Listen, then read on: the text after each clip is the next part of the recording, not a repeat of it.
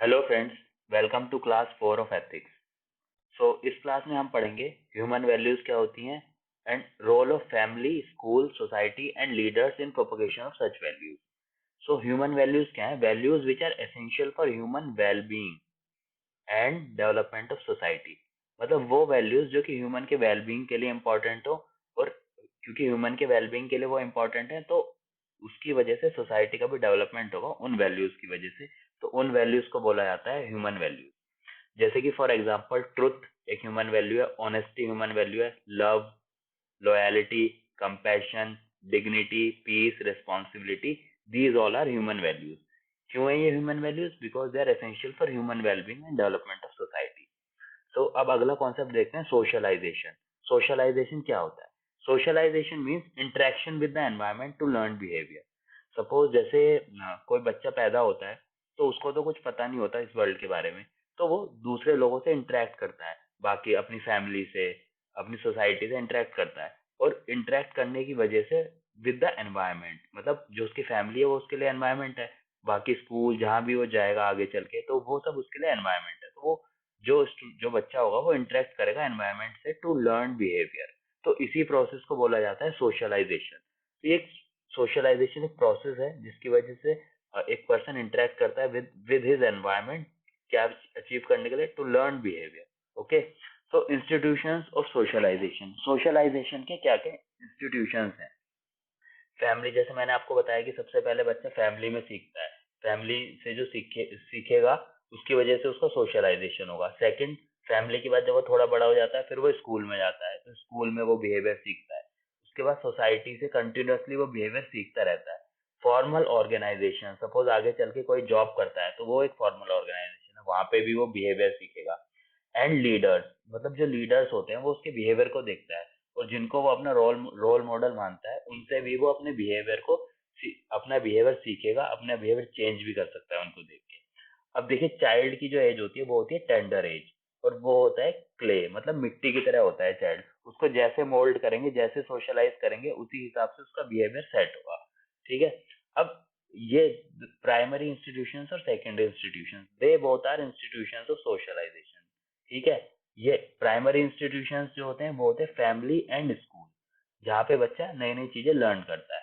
ठीक है, ये है प्राइमरी इंस्टीट्यूशंस। अब सेकेंडरी इंस्टीट्यूशंस में आ गई सोसाइटी, गवर्नमेंट एंड ऑर्गेनाइजेशन, मतलब यहाँ पे अनलर्निंग एंड रीलर्निंग। ठीक है, ये समझते हैं क्या होता है। जब बच्चा प्राइमरी इंस्टीट्यूशंस में होता है, जैसे कि फैमिली एंड स्कूल, तो वो अपने आसपास अपने मम्मी पापा से, अपने टीचर से बहुत सारी बातें सीखता रहता है।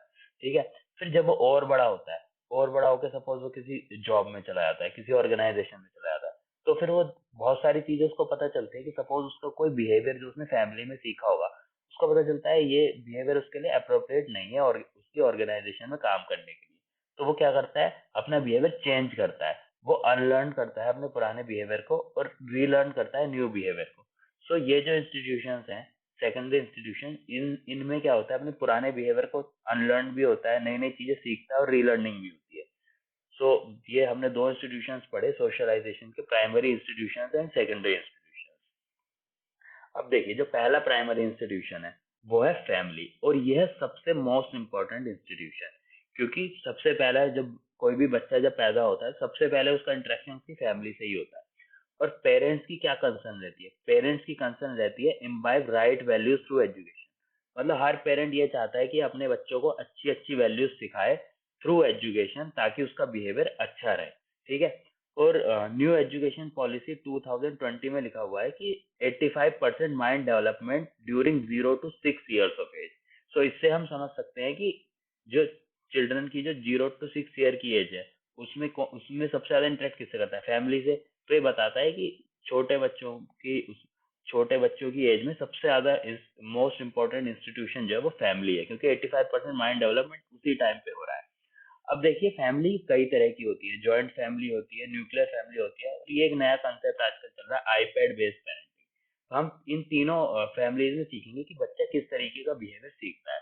तो जॉइंट फैमिली में क्या होगा? बहुत सारे लोग रहेंगे, तो बच्चा बहुत सारे लोगों के बीच में रहेगा, एक ग्रुप में रहेगा, तो वो क्या सीखेगा? वो सीखेगा ग्रुप बिहेवियर।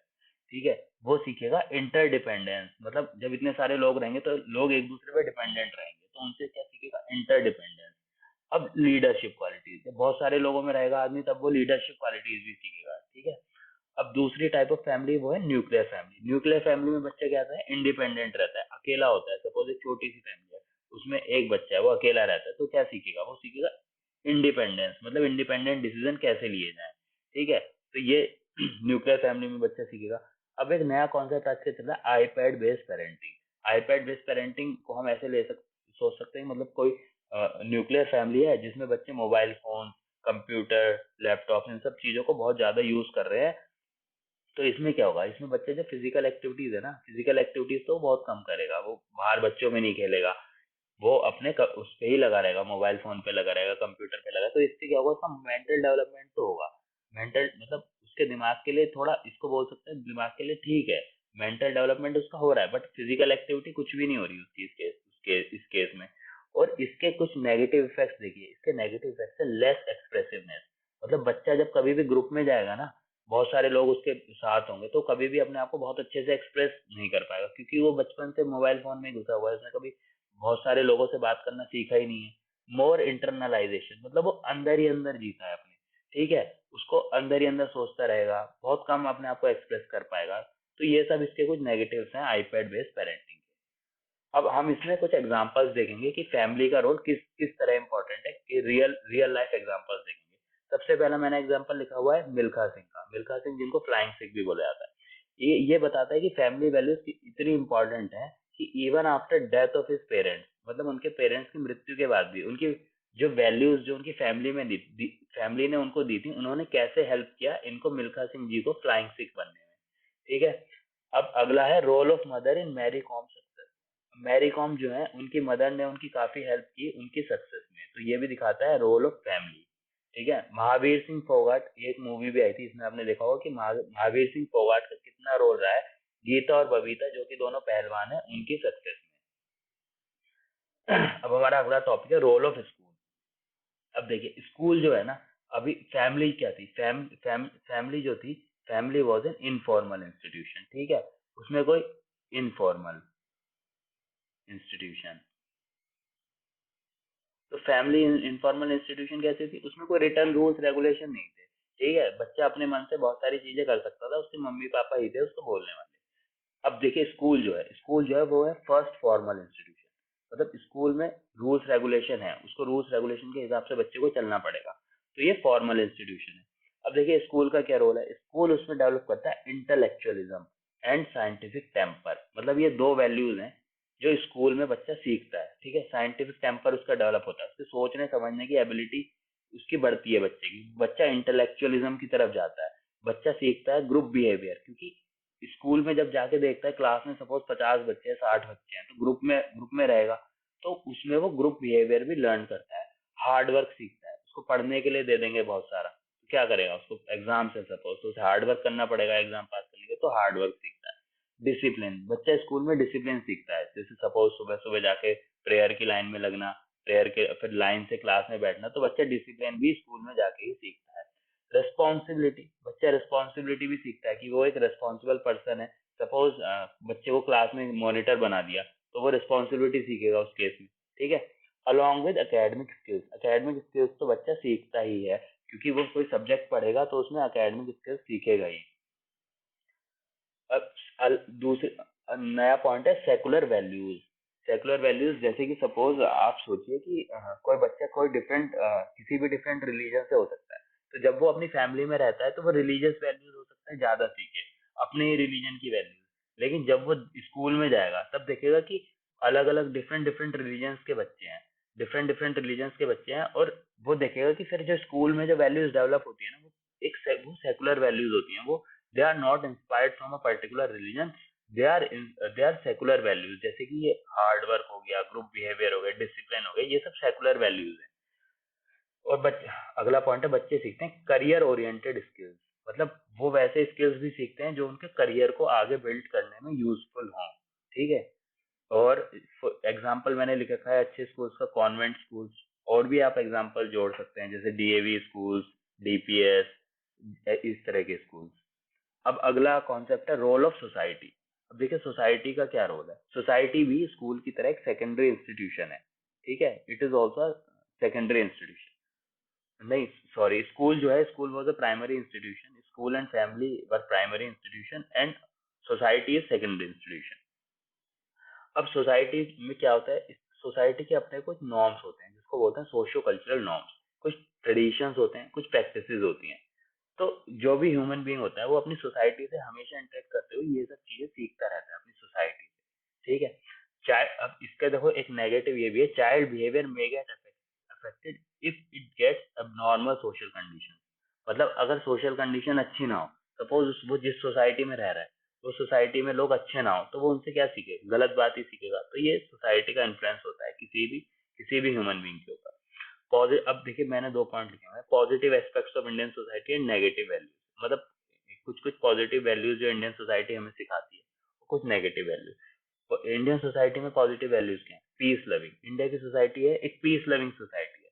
प्लूरल सोसाइटी है, प्लूरल मतलब बहुत सारे रिलीजन्स के लोग यहाँ रहते हैं। नॉन वायलेंस, इंडिया की सोसाइटी हमें सिखाती है कि हमें नॉन नॉन वायलेंट तरीके से रहना चाहिए। रिस्पेक्ट टू एल्डर्स, अपने बड़ों का हमेशा आदर करना चाहिए। अब नेगेटिव वैल्यूज जो इंडिया की सोसाइटी में प्रेवलेंट है, प्रीजुडाइसिस मतलब भेदभाव, ये डिस्क्रिमिनेशन, ऑलमोस्ट दोनों सेम ही चीजें हैं। प्रीजुडाइसिस मतलब किसी के लिए पहले से कुछ मन में रखना, गलत भावना। डिस्क्रिमिनेशन, डिस्क्रिमिनेट करना, जैसे कि वुमेन का डिस्क्रिमिनेशन है इंडिया की सोसाइटी में अभी भी, कास्ट बेस्ड डिस्क्रिमिनेशन है। कॉम्प्लासेंसी मतलब हाँ ठीक है चलता है। अलाइट ओरिएंटेड मतलब सोसाइटी अलाइट ओरिएंटेड है, अलाइट्स की ज्यादा इज्जत करती है और अलाइट्स पे ज्यादा पावर है इंडियन सोसाइटी में। पुअर्स जो हैं वो they are not living a very good life. अब सोसाइटी का एक एग्जांपल है, जैसे कि सपोज दिवाली फेस्टिवल। इसमें क्या है, Diwali festival teaches victory of good over evil. तो एक ये फेस्टिवल है दिवाली जो सिखाता है हर ह्यूमन बीइंग को कि हमेशा हमेशा क्या होगा, गुड जो है, गुड की हमेशा इविल के ऊपर विक्ट्री होगी। तो ये हमें हमारे फेस्टिवल्स हमें टीच करते हैं। हमारे festivals they all are part of society. तो this is the role of society. अब हम पढ़ेंगे रोल ऑफ लीडर्स क्या है। अब देखिए लीडर्स कैसे बिहेवियर को इन्फ्लुएंस करते हैं। Leaders influence the behaviour through their acts of leadership. Example Dalai Lama. अब लीडर्स क्या करेंगे, लीडर्स जो भी उनके एक्ट्स है, लीडर्स के जो भी मतलब जो भी वो काम करेंगे उससे बाकी लोग इन्फ्लुएंस होंगे।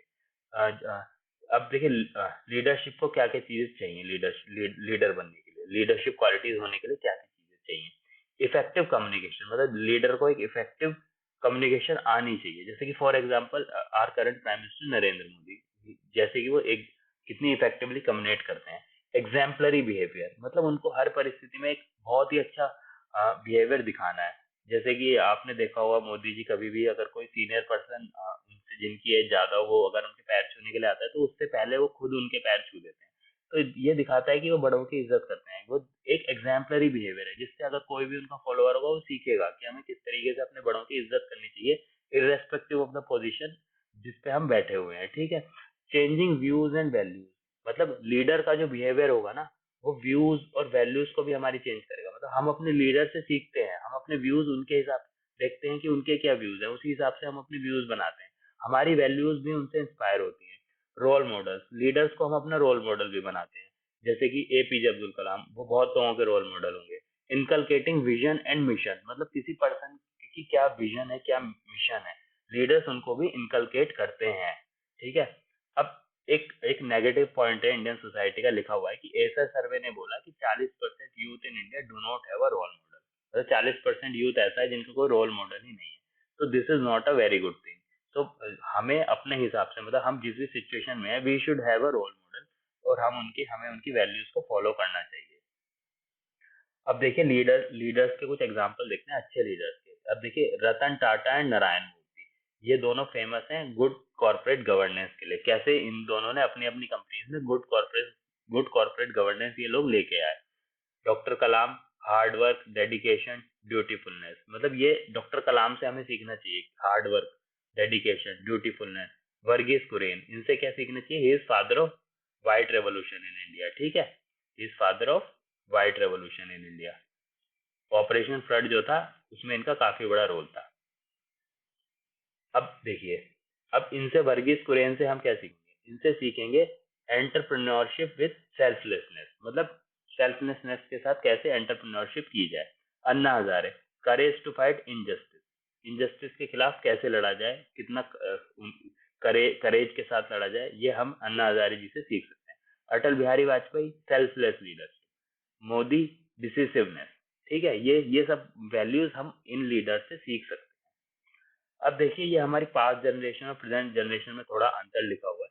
पास्ट जनरेशन जो थी वो कलेक्टिव थी, मतलब सब लोग साथ में मिलकर काम करते थे, डिफेंसिव थी और इस करियर में स्टेबिलिटी चाहती थी। और जो हमारी प्रेजेंट जनरेशन है, ठीक है, ये एक जनरलाइज सी स्टेटमेंट है, हर किसी के ऊपर तो वैलिड नहीं होती, बट मोस्टली के ऊपर वैलिड होती है।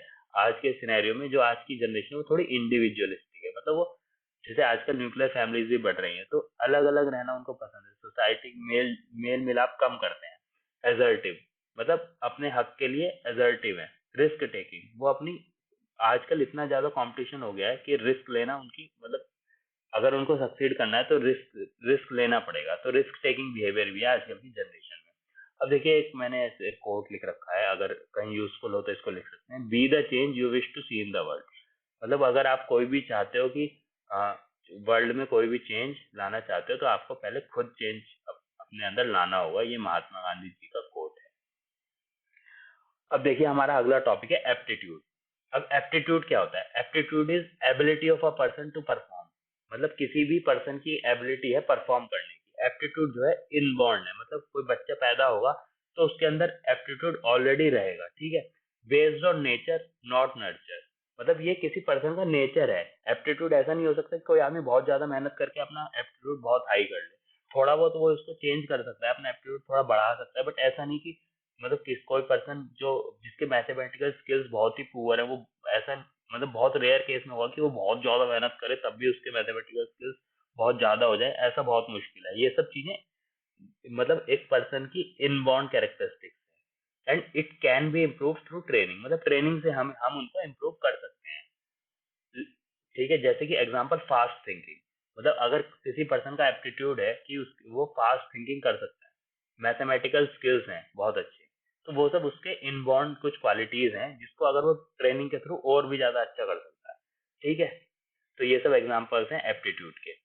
अब देखिए civil services aptitude, civil services का एप्टीट्यूड कैसा होना चाहिए, सिविल सर्वेंट का एप्टीट्यूड कैसा होना चाहिए। सिविल सर्वेंट का एप्टीट्यूड में ये सब चीजें होनी चाहिए, ये सब क्वालिटीज होनी चाहिए, जैसे कि प्रॉब्लम सॉल्विंग, मतलब किसी सिचुएशन में फंस गए तो उसका प्रॉब्लम का सॉल्यूशन निकालना है उनको, ठीक है। Analytical and critical thinking, research and data analysis, emotional intelligence, leadership and management, ethical decision making, communication and interpersonal skills, ये सब कुछ कुछ सिविल सर्विसेज का एप्टीट्यूड है। ये सब हम इन सब के बारे में हम आगे भी पढ़ेंगे, ये जो वैल्यूज हैं, ठीक है। अभी इन सब वैल्यूज को आप एक बार पढ़ लीजिए, सिविल सर्विस पॉज करके देख लीजिए, याद भी कर लीजिए क्योंकि इंपॉर्टेंट है ये भी।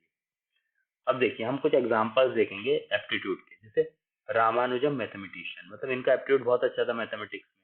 होमी भाभा, ये न्यूक्लियर प्रोग्राम ऑफ इंडिया, इन्होंने इंडिया का न्यूक्लियर प्रोग्राम स्टार्ट किया था, इनके अंदर भी बहुत ज्यादा एप्टीट्यूड था, ठीक है। Sachin Tendulkar, he is regarded as one of the best cricketer in history, तो ये सब एप्टीट्यूड के एग्जांपल्स हैं।